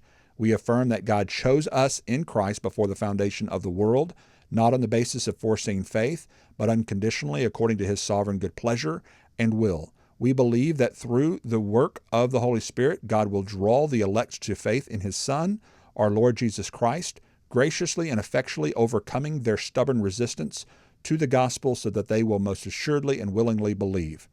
What does that sound like to you, Eric? That's Calvinism 101 right there. Yeah, that's irresistible grace. That's effectual calling. He overcomes the stubborn resistance. Well, stubborn resistance, what's that? Total inability, right? So the reason someone's stubbornly resistant to the gospel is because of the nature that they were born under Adam. And they can only be stubbornly resistant to the gospel unless they're regenerated first, unless they're effectually called or born again. So God must graciously, effectually overcome their stubborn resistance to the gospel so that they would most assuredly and willingly believe. Now, could it be that JD slipped in under the radar into the Acts 29 network and really doesn't affirm their distinctives, even though the website says that they must? Could be, but why should I assume that? I'm a voter. I'm a person trying to decide whether he's qualified to lead and whether he's going to make my appointments. Isn't it right for me to ask the question, JD, do you affirm the distinctives of the Acts 29 network in what it says under point 2? Yes or no? And those listening, I would encourage you to take that screen grab, tweet him or text him or message him and ask him, do you or do you not embrace the distinctives of the Acts 29 network, point number 2, under the sovereignty of God's grace in saving sinners? And the statement that it says, yes or no. That way I know if I'm voting for somebody who's going to call this the gospel and try to recover it in Southern Baptist life, try to be gospel-centered by focusing on and teaching, embracing and teaching these distinctives, where Lifeway now and Gospel Coalition now is even producing with the backing of their own president, Calvinistic, almost monolithically Calvinistic resources. To be a part of the Acts 29 network, Jd Greer must affirm confessional Calvinism, despite how he might have tried to distance himself from the unpopular tulip doctrines for political purposes. Once elected, will he work behind the scenes to fulfill the founder's mission to install a Calvinistic confession? Will he appoint committee members who will nominate new seminary presidents and other entity heads that are supportive of the gospel recovery agenda? If so, those appointees will certainly increase the influence of the so-called gospel-centered, i.e. Calvinistic movement. Is this what the pastors and the laity of the SBC want? Is this what the small church pastor and the medium church pastor want? And the small church pastor may be out there going, Leighton, I don't have time to pack up everything and go to a convention and vote or get a bunch of people together. I've got weddings, I've got funerals, I've got sermons, I've got things piled up that I need to do. I've got family and issues to deal with. I don't have time to even get involved in this little back and forth politically. And maybe that is what they're counting on. Yeah, maybe. I know statistically, most small, medium church pastors believe like I do with regard to free will and soteriology. I know that based upon the statistics. I know that just based upon experience and talking to people around the state, at least among Texas Baptists, at least. But a lot of their voices aren't being heard because they're not speaking out. And why would they? I mean, if they do speak out, look what happens to them. Look at my inbox. I get railed upon as a divisive person just coming after them. And why don't you just be quiet? Why don't you do something? Why don't you focus on evangelism? And okay, the I am. You get are unbelievable. Well, I mean, some people are fine. I mean, some people have been nice about it, but there are most people are fine, like most people. But then there's something about this. I don't know quite what it is, but there's something about it where people take it in that you're picking at them. And when you're picking at their distinctives, you're picking at the things that every pastor they've ever admired, their mentors, the pastors that have helped them through that time when they had cancer, their pastors that they've admired and loved. You're picking at what these guys believe, what they've been taught. Right. And I can see how you could take that personally. Yeah, you take that person, and I understand that. You take it personally, and then they kind of project that personal offense onto you. And you become right. Why would you become the target? And I understand it from a kind of human nature standpoint, and I get it. But why would you volunteer for that? Yeah, right. Well, especially like I said, if you're not a director of apologetics and personal evangelism that has been given the ability to do a podcast and to do some of these things that I'm doing and write a book, and given some of the sources to resources to be able to put together some of these things. I mean, most pastors don't have that kind of freedom or that calling to do that. I mean, debate is a particular calling. I think it was Mike Lacona who recently tweeted something about it because he does debates about how not everyone's called to this. And I wish I had that exact quote, but he's just not everyone's called to this, but those who are should follow that calling because people need to stand and to firmly be able to defend and give a defense of the faith. And that is a particular calling to be an apologist, to be able to stand for theologically certain views and understand them. And so not everybody's called to do that. I don't expect everybody to do exactly what I'm doing necessarily, but everybody can play their part and everybody can have a voice if they're willing just to get involved enough to say, hey, JD, we love you. We really do. I mean, we admire you. You are almost elected. You were nice enough to kind of pull back in order to bring unity. You seem like a great pastor and father and husband and family guy. I mean, you seem like the perfect kind of guy to lead, especially as a young guy. Could you bring us some clarity on these things? Could you help us to feel as if you're not trying, make us know for a fact that you're not doing what the Gospel Coalition and the Founders Conference and T4G, Together for the Gospel. That's another one, Together for the Gospel. Okay, so what does that mean? Together for Calvinism. Because they don't invite non-Calvinists to speak, that's for sure. So it can't be together for that gospel. It has to be together for the Calvinistic gospel, right? We're the ones that are together for the gospel. Yeah. Yeah, we're not the ones trying to draw these distinctives. I mean, that's why it's so funny when I hear people saying, I'm divisive. Okay, when did I try to get Southwestern to get the traditional statement implemented as something they have to sign in order to be a professor there? Did I ever advocate for that? Because that's what they're doing at the Calvinistic seminary. I'm advocating for fairness here. That's totally my heart for these things too, because both of us, this is sort of something that we do on the side, kind of as something, and a hobby that we enjoy, an outlet that we enjoy doing, and something that's not just enjoy, but also something that's meaningful. We feel like we're doing something meaningful, and for me, the meaning behind it is that people are informed and passionate about what these things mean and where these things lead. And I think if everybody, or even if most people, in the traditions that I run in the SBC, whatever, were sort of informed and passionate about this, about both sides, I'd be out of a job. I'd be out of a hobby. Right? I'd be out of this activity, because I wouldn't. There'd be no need for what we're doing, because people would understand what is going on beneath the surface. Understand kind of the agendas that are going on, and they'd have their voice, and it isn't that I don't think Calvinistic churches shouldn't exist. It isn't that I don't think the Calvinist movement shouldn't exist. That's not what it is. It's that I think there should be a robust alternative, and that people should be informed either way and go their way. Whatever way you choose to go. I believe in free will, after all. If I believe in free will, then I believe you should make a choice. I think people should understand what John Piper's teaching, and I think people should understand what David Allen is teaching. I think people should understand what both of these scholars are teaching, and then make a choice. And that's what I'm asking for. Calvinistic guys like John Piper were explaining well what David Allen was teaching, I'd be out of a job. Yeah, right. I'd be out of a hobby. Well, out of a hobby, at least, right? I'd be out of a hobby. Right. They don't. So then I have to, we have to come up and go, wait a minute. And that's one of the questions I get, people, because they happen to know me through this particular blog, because this particular blog was created for this particular issue, because it's what I wrote my dissertation on. And I was a former Calvinist, so it's a kind of a hard issue for me, and my home church split over it. So that's the reason I've done this issue, or talked on this issue.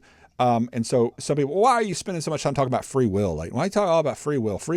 I mean, who cares? It's just a side issue. It's just, free will. And I try to explain it to them. I said, I don't want to talk about free will.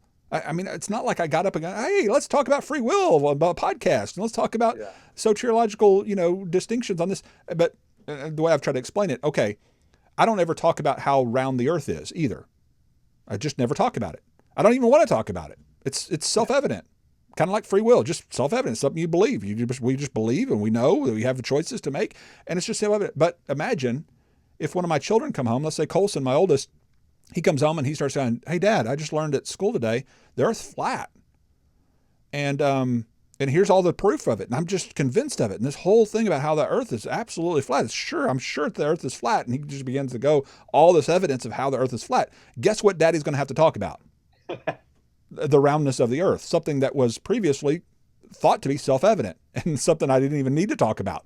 But all of a sudden somebody comes in and starts saying something that's contrary to what I have always known and believed, and my family has known and believed as self-evident. All of a sudden now I'm having to talk about the roundness of the earth because there's a new teaching being introduced into my home that's different than that. Same thing in the Southern Baptist home. It is, for the last 100 years or so, it's been kind of self-evident belief that free will is true, and that we hold to a free will theodicy and a free will soteriology. And all of a sudden, there's a rise right now within the last 20 years or so of the young restless reformed of people saying there's not free will, not at least as we've defined it and understood it. Yeah, redefining free will. Right, yeah. Redefining what they compatibilistic freedom of the will, and instead of the basic understanding of the selection between available options and a free choice, they've redefined this. And so, guess what we have to talk about now? We have to talk about something that used to be thought of as self-evident. I have to talk about the roundness of the earth. I have to talk about the fact that free choice, free will does actually exist, that God has not determined which choices you will make, that God has decided instead that you would be free to make your choices. He has not decided which choice you will make with regard to whether you'll follow Jesus or not. And I don't want to get up and talk about that. I feel compelled to do so because there are people who are saying this biblical doctrine isn't true. And why wouldn't I if I believe otherwise? Isn't it loving to believe to teach what you truly believe is right and real and good and healthy? Especially if you see how a particular doctrine is causing church splits in your convention. If it's wrong, obviously Calvinism is the cause of the church splits. If it's right, then obviously they could say traditionalism is the cause of the church splits. But that's part of the debate. It's part of the explaining of these details. Anyway, the article, I just wanted to finish it. So it goes on to say, given that the Founders Ministry has actually encouraged fellow Calvinistic pastors to avoid full disclosure while interviewing so as to gain leadership positions, and it's another link to another podcast we did where it shows where the Founders Ministry actually had on their website for a while, I think they've taken it down since then, an article and an explanation on how you can kind of get into leadership positions, and you want to avoid certain catchwords, and you don't want to, in other words, stick to the gospel kind of words, not tulip or Calvinism type of words, because those are the words that'll reveal too much and they won't elect you, or they won't put you in those positions. How can we know for certain that is not a strategy being employed to gain the national positions of leadership within the SBC? In other words, how do we know the founders aren't being successful in getting guys like David Platt and Jd Greer into the position he's in now, and Russell Moore and Ed Stetzer and so many of the other theological Calvinists into the positions of leadership that they're in within the SBC? How do we know that's not a result of the founders' stated published mission? Do we know that? How else can you explain the blatant imbalance of Calvinistic leaders within a convention which overwhelmingly rejects Calvinistic soteriology? I don't know how else you explain it, except that they're doing a really good job of getting people in those leadership positions by not using real clear defining terms that would help the masses, the rank and file voter, to know what they're voting for. Yeah, this is a thing that is happening. This is and it makes sense. Look at it from the founder's perspective. If the gospel needs recovering, then anything we can do to recover the gospel is right and good. And so if that means that we have to sort of underhanded slip some Calvinist pastors into these churches that need their gospel recovered, then that's a good thing. We should do that. Right. They need the gospel recovered. Just because this church doesn't know they need the gospel recovered doesn't mean we shouldn't try to bring the right gospel to them. Right. So this is why we always talk about Calvinists are good, well-intending, because they believe, because just for the same reasons that I believe it's right for me to do this podcast and to confront this issue. So too, the Calvinists believe it's right to confront a gospel that's deficient in their mind. And they believe that the gospel of traditionalism is deficient.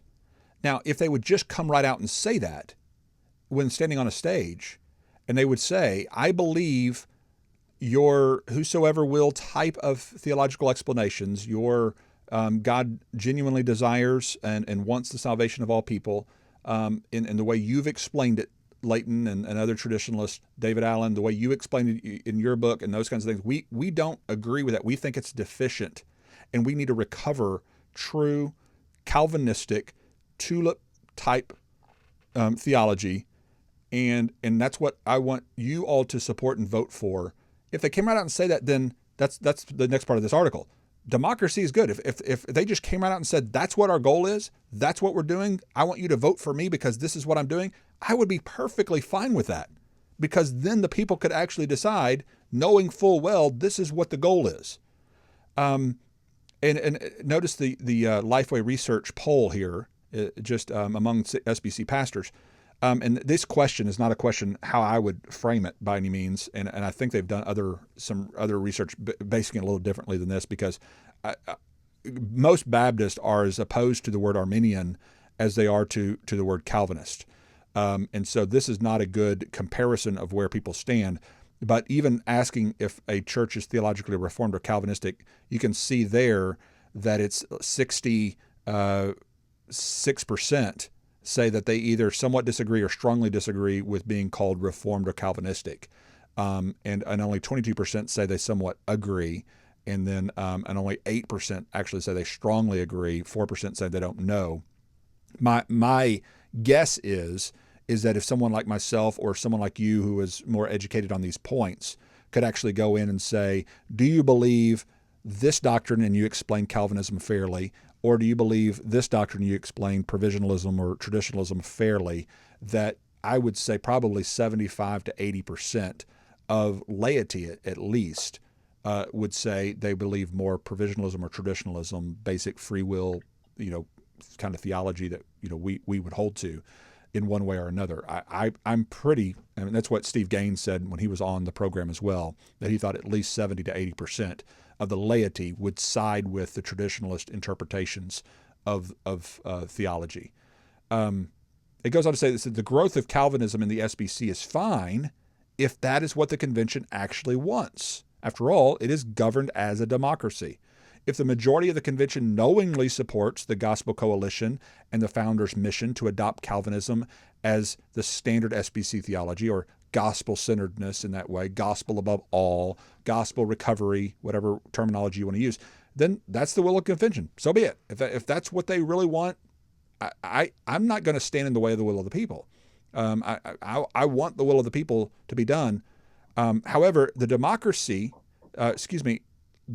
system of the SBC is warped. In other words, democracy doesn't work if the members are not fully informed as to who they are voting for or what the candidate's goals for the convention will be. That's what this article is about. That's why calling it a smear campaign and all these other things just baffles me, because I'm just asking for transparency here. I'm just simply saying these associations make me question your motives, Jd Greer. Everything else looks really good about you, but your associations with and work with these groups. When you say motives, that's not a character motive. That's a what would your appointments be motive? Like how your would you theological motivations, right? Which I would assume, even if you're a Calvinist, would be well intending, because you believe the gospel in Calvinism is a higher, better gospel that needs to be recovered, and that's so therefore you have good intentions in what you're doing, and I understand that. But are you being forthright with that being your intention with the voters, so that they know that's what you're trying to do? And if you're forthright, if that's what you're trying to do, then you should tell us, and it should be really clear, and then let the voters vote. Let the chips fall where they may, and that's fairness. That's all we're asking for, is for transparency and fairness when it comes to what people are voting for. The president has the most influence over the direction of the SBC and his ability to make committee appointments. Here are some of the president's powers. The president appoints the Credentials Committee. You were asking about this earlier. The tellers, the Committee on Committees, and the Committee on Resolutions. The Committee on Committees, from my understanding, is the big one, in the sense that it's the one that's deciding in other words, the Committee on Committees, if you're part of Baptist churches, you know what that is. You guys love committees. Yeah, you gotta love committees. The Committee on Committees is the committee that decides who's going to be on the other committees. And so all of these committees, you got 10 committees, let's say, in your church, and all these committees are running different organizations or different programs or activities within your church. So you got the Buildings and Grounds Committee, for example. Right. Well, the Committee on Committees is the one who's recruiting and putting people on the Building and Grounds Committee. Same thing is happening in the national scale. The Committee on Committees is the one who's deciding the seminary committees, or the different committees that are out there. Committee inception. Exactly. And so the Committee on Resolutions, in other words, the Committee on Resolutions is probably a big deal too, because these are the guys who are processing and bringing the resolutions that change the bylaws and the directions. And so he's also a member of the Committee on the Order of Business, the ex officio member of the board of the Executive Committee, the International Mission Board, North American Mission Board, Lifeway, Christian Resources, all of which, so far, that David Platt is a Calvinist, and he leads the International Mission Board. The Executive Committee, thankfully, led by Frank Page, who's actually written a book for traditionalism and exposing the errors of Calvinism. And so I'm thankful for Frank Page's leadership on the Executive Committee. Of course, the North American Mission Board, Lifeway, Christian Resources, and Guidestone Financial Resources. Lifeway, is that where, I guess, Stetzer and Rayner, both of which would be more Calvinistic leaning, I would think, if not full full-fledged Calvinistic. Again, just questions of leadership and entity heads. So it sort of sounds like it's kind of like the president of the United States, his ability to appoint people to the Supreme Court.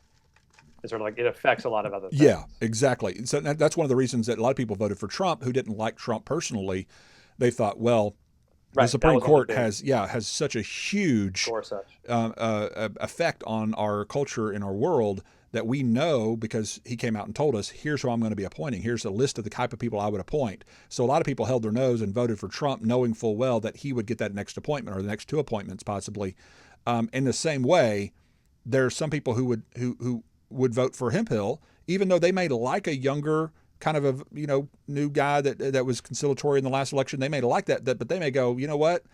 I don't know much about Hemphill, or maybe I do know more about Hemphill or whatever.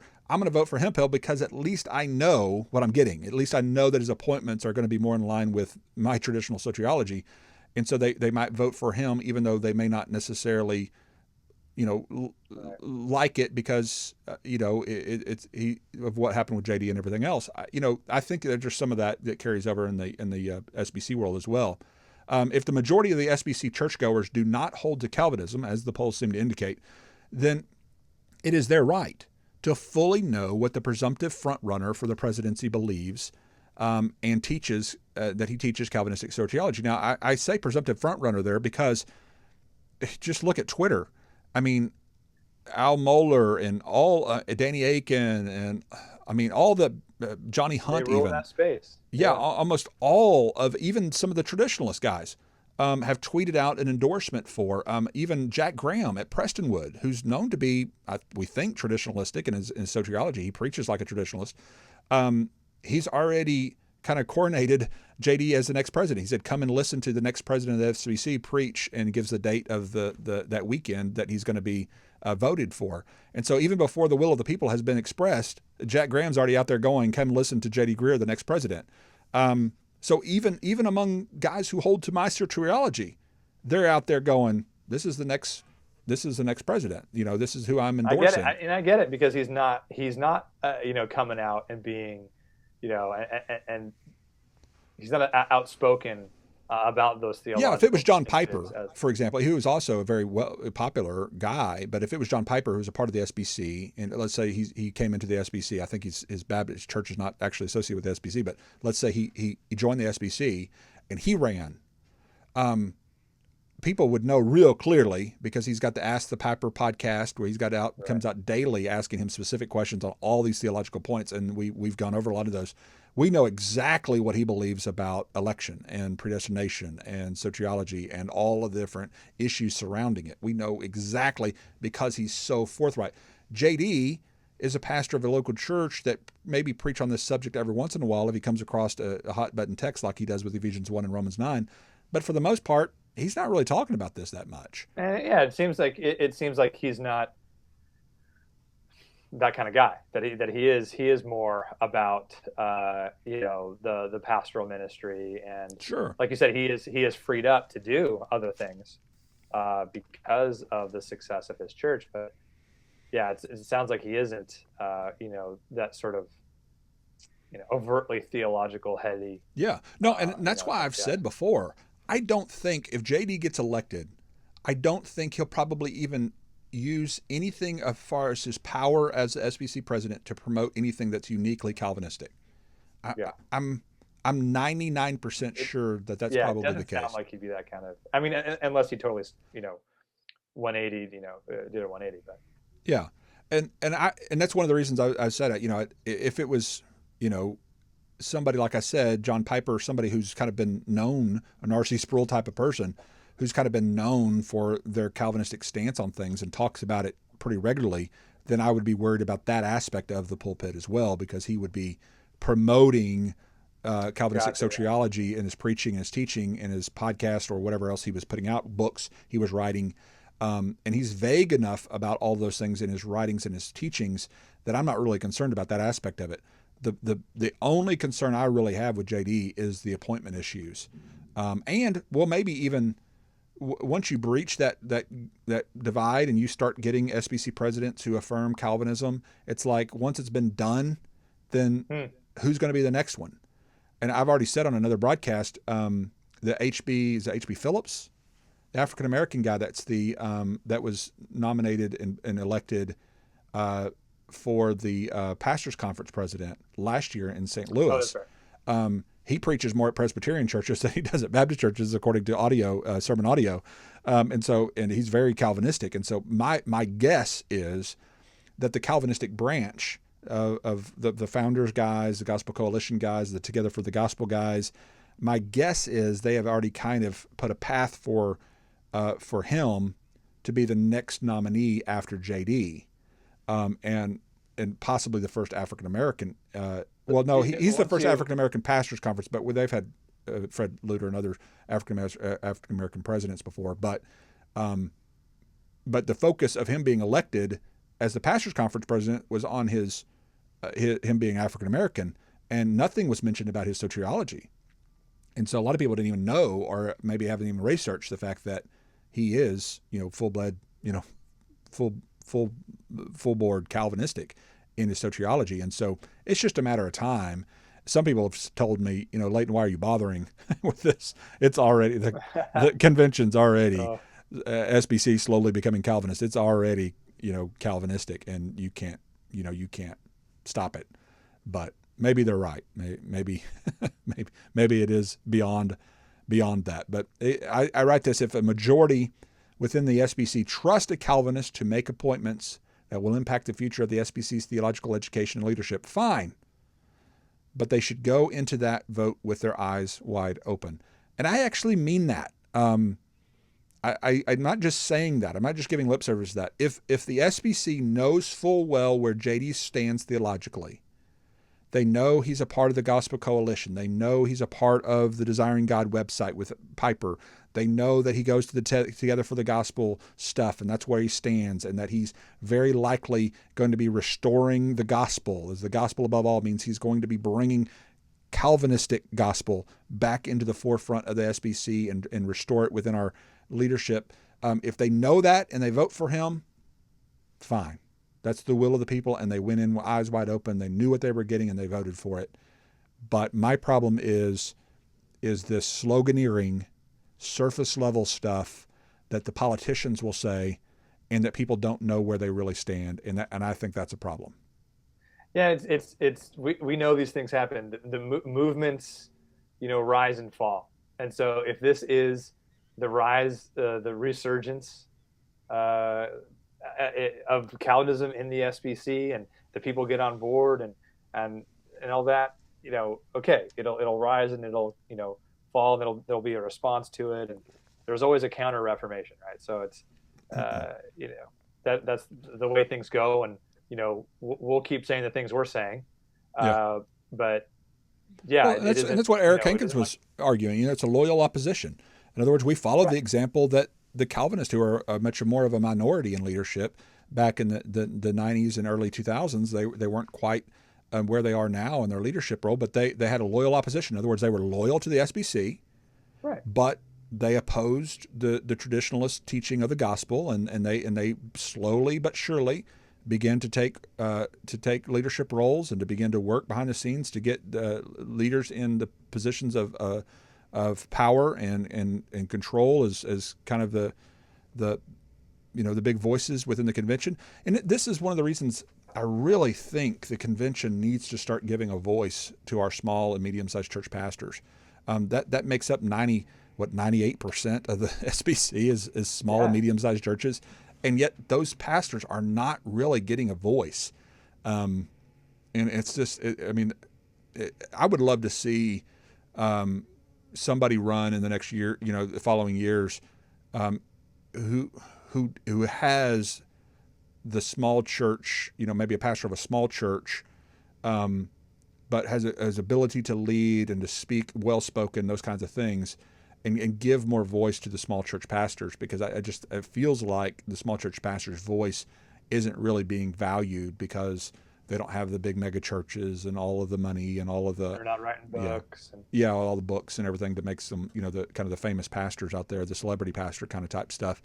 That's a problem with in evangelicalism in general. That's the celebrity pastor kind of thing. Celebrity culture, yeah. Yeah. Yeah. And I don't know if we could. I don't know. You can really change that. I I don't mean, know. It's kind of America, right? Like it's you just just yeah. It's the way it is. You admire somebody. You see them from afar, so you don't really know all their junk. So you don't know who they are. and so you just think that they're this great, godly, real deep, godly people. And some of them. I mean, I'm not trying to say they're not godly, but all of us, even the best of the best. I grew up in a world where my dad being the youth evangelism director in Texas, we had some great speakers, and I could name some of them, and you would recognize their names. Great evangelist speakers that came through the ranks here in Texas, and well-known, big-name preacher, pastor types, and just in the brief times that I got to know them in the green rooms and the back rooms, you saw their humanness come through pretty quickly. Sometimes somewhat disillusioning kind of Yeah. stuff that you would see and hear from some We of these preachers and singers that would treat people poorly, and you just kind of go, "You're a Christian singer, or you're a kind of ruins it once they get up there. yeah, And yeah." It's and I hard to think listen that to in them. general though, like even the medium sized, small sized church, it's just human nature kind of where the congregation tends to elevate them, and they're the ones up there, and they're Yeah, they're yeah, the ones up on the pulpit, and they're closer to God than us, and they're kind of different than us, and he's not like us, he's better, yeah, and you kind of, which is just, I think, really really destroys the pastor. I think yeah, yeah. that really sets up the pastor for destruction. You're kind of putting a burden on him that he can't bear. Right. I think that's what happened to Driscoll. I think that he got into a place where no one could tell him anything. Yeah, No one could sort of correct his course, and so he went his and it wasn't all his fault either. It's you elevate these guys and they can't live up to it. yeah, yeah. And Now, then having said all that, I'll do a little bragging. We had John Piper at an event at the YEC. He spoke at the YEC back in, I think it was 2004 or 5 ish. And so we prayed together in the green room, and we spent some time. He met my wife, and talked to several other ministers there in the back. And he's the real deal. I mean, he's just yeah, John Piper is the real deal. He's just one of the most humble, just genuine people I've ever met in my life. It just real soft spoken, real gentle in his words and talking. Now he preaches. He's passionate when he's preaching. He had just written the book "Don't Waste Your Life," and that was the theme that we had for the youth evangelism that year. And so we came and he preached on the "Don't Waste Your Life," and and just watching his life. You watch his life and his ministry. He has been so faithful and he's not one of those guys, even though he sells tons of books, and I know he has to have some major resources. I don't know what he does with it all, because he has this little small house. He has this he just lives very, very simply.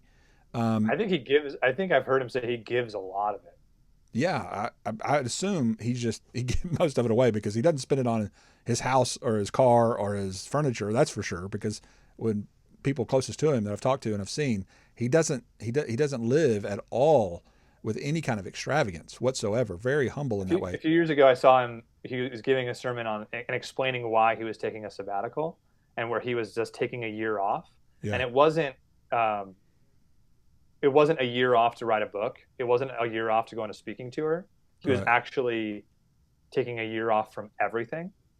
And it was particularly, and he said it was particularly because even him, he can't help himself. And the kind of how he put it was, you're constantly sort of sipping the cup of fame and fortune, Right. and and the admiration of others, and that cup is poisonous, and you can't help from sip. Well, I can Like, in his imagine. position. I mean, the little bit of notoriety of this podcast, how many people just say nice things to you, and that's like a half of 1% of what I'm sure Piper gets, where he's just people are just always coming up You're to him amazing. and You're the just man, best. just thanking You him can't and help but yeah, drink it in. yeah, And so he's saying, I'm taking a break from all of it, and it's like, that guy's the real deal. I mean, if he's proving it with his actions, right? He's proving it he's not going to do anything. And I think the church was still paying him, but like everything else, he was just stopping. Right. Wow. Yeah, and that's one of the things that, not only him. I'm sure there's in David Allen's ministry. We talked about him earlier, and his life of faithfulness to the scriptures, and I think of Malcolm Yarnell and I think it takes James an Leal extra Garrett. special, like you have to recognize your own humanness, and like you have to actively. It's difficult. You have to actively try to, push away all the admiration and gather around people around you to be like, no, I need you still to tell me where my crap is. Yeah, I need you to do that, no matter what how many people, all the Amazon book reviews I get or whatever. I need you guys. You're my core people to tell me, to ground me. And I think it takes an extra effort to do that, because that doesn't happen naturally. They need a Pritchett Prime in their life, is what they need. They need Pritchett Prime. Oh my gosh. We're talking about Dr. Jonathan Pritchett. For those that don't know, we have Marco Polo is this little app that we have where we'll download and talk back and forth to each other, and Jonathan's on one of those Marco Polos with me, and he's the kind of guy. He's the kind of guy that will call you out on your crap. I don't have Pritchett Prime on my Polo. You need to get Pritchett Prime on your Polo. I'm a little bit put off by that. I'm a little bit jealous. You need to get him on there. Yeah, he'll call you out. I need a curmudgeon in my life. I need a curmudgeon. That's what I need. Yeah, he needs somebody just to say, "No, that's stupid." That sounded really stupid. That's a direct quote. Yeah, no, yeah, he'll just say that. Or what does he call it when you put something on Facebook that hey, praying today for so and so or this and this. What's he call it? He calls it self-promoting or something. It's some word. I can't remember what he calls it, but the piousness, well, he has a certain name for it. He's probably screaming if he's watching if you watch this when it comes out, he's going to scream at this what it is. I'll have to post it underneath. But he called it something on Facebook. When people put on, pastors will talk about how, praying today for, or how witness today to so and so on the airplane, and he calls it something where you're. I can't think of the name of it, but he'll call me on something like that. You're Christian virtue signaling. Virtue signaling. That's the word. That's what he calls it. Virtue signaling. And you're Christian virtue signaling. Yeah, that's what it is. Virtue signaling. And so he'll do that every once in a while. If I put something on Facebook that talks about anything that sounds like like when you get a note for somebody, he calls you out on that. That's hilarious. Oh yeah. I said I saw you virtue signaling today on your podcast or on your Facebook page or something. He just call you out. Just to give you another picture of who Pritchett Prime is, right? His favorite emoji on Facebook is the poop emoji. That's just because he doesn't want to cuss. That's it. And he's not SBC either. He's proud of the fact that he's not SBC. I think that he and I want him to polo me and call me names for saying this, but I think he particularly doesn't join the SBC or any organization just so he can stand on the outside and poke at it. And fling mud at it. I think that's just point out all this. I'm just going to fling mud at everything. His calling, his purpose is mud flinging at everybody, and we all need it. And he's playing that role. Yeah. And the fun thing about Pritchett is afterwards, he'll like laugh with you and like I'm messing with you kind of a thing. So he's not like some the quote unquote discernment groups out there that are just like viciously mad at you. And they want you anathematized out of the convention. That's not where he's not doing that. No, he's calling people out on their junk and saying that's just stupid. You're virtue signaling, or that's just political correctness, or whatever words. In fact, he can't stand those guys. Like I think he made a really interesting argument that when he compared them to racists, where you dehumanize people because of their views in the same way racists dehumanize people because of the color of their skin. That was an interesting argument, but interesting is a good word, because he never lacks in interesting whenever Pritchett Prime gets involved. It's always very interesting. Well, can you? I want this to be true, and even if you tell me it's not true, I might just continue believing it because I want it to be true. Did he name himself Pritchett Prime? No, please tell me. No, he didn't. Who named him that? Braxton did. Braxton. Did. Well, it was actually, there's actually a video that they put on the Trinity Trinity Network, which The were Trinity Radio. Trinity Radio Network.